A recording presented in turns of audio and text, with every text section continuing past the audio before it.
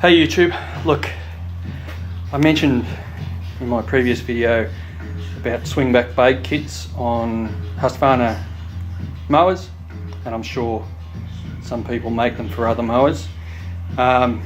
Again, most mowers, in fact all of them that come from the US or elsewhere, come with what they call a bar blade, and that might be good for the US, and it's safer than a swingback blade because there's less chance of the blade actually coming to pieces.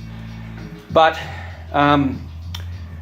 when you're in rough terrain or when you're mowing with the sticks and that sort of stuff, bar blades can be a real problem because as soon as they jam against something, all of that force gets transferred up through the swivel housings and everything else, the belts and all that sort of stuff, and breakages happen.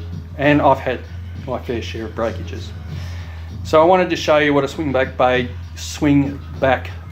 kit is, and also want to show you again the fairing that's damaged on my deck, and what a crap design I think it is, but you need it. People say, well, why don't you just take it off? But they don't throw as well if you don't have them on. So I'll show you that now.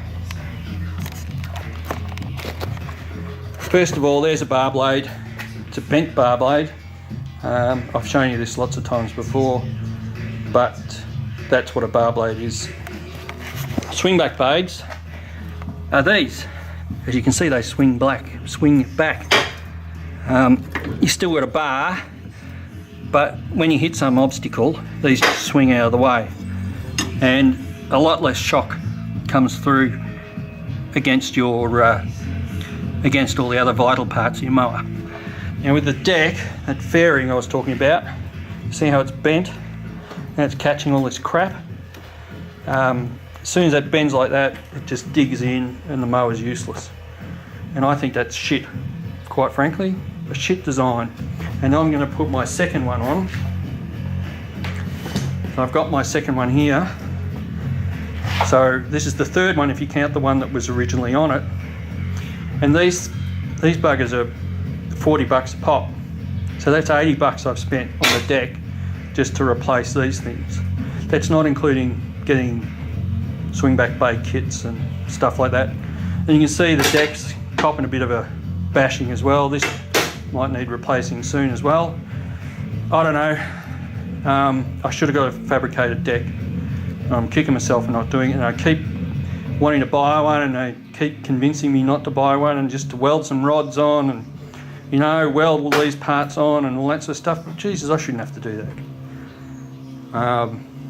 If I got a fabricated deck, none of this would be a problem. Anyway, I've had my whinge for the day. By the way, the reason I'm replacing these blades, and that's why I've got the deck off, I've got blades here, is because when I put them on the first time, I put them on the wrong hole and they clashed together and shortened I had to grind them down and it shortened the tips, and then they're pretty dull now anyway, so I decided to replace them. And they're not expensive. I think they're what, $28 a pair. So we're missing a cut in the centre, so I figured replace the blades, it should be alright. Okay YouTube, I've had my whinge. If anyone else has problems with their Husqvarna in this way, I mean, if they're using it on flat lawn, they're not going to have these problems, but if they're working on rough terrain and that sort of stuff, and maybe I'm just asking too much of it, but I was sold on the idea that it was a reasonably tough mower. But again, should have got the fabricated deck, didn't get the fabricated deck, went with the press deck because apparently it throws better, all of that stuff. And at the time there was no 2-blade fabricated deck, there was only press decks with 2 blades, and the 2-blade ones throw better. I don't know whether I'd care anymore, but now they have a fabricated deck with 2 blades. So I'm considering buying one. I'll let you know if I do. It's going to cost me $1.5 grand if I do. But, you know, a mower with 30 hours on it, and, you know, to make it viable and not trade it in on a different mower, it's going to be cheaper to replace the deck than to do that. Alright, thanks YouTube. Subscribe if you want to, comment if you want to, and I'll look forward to speaking to you again. Bye bye.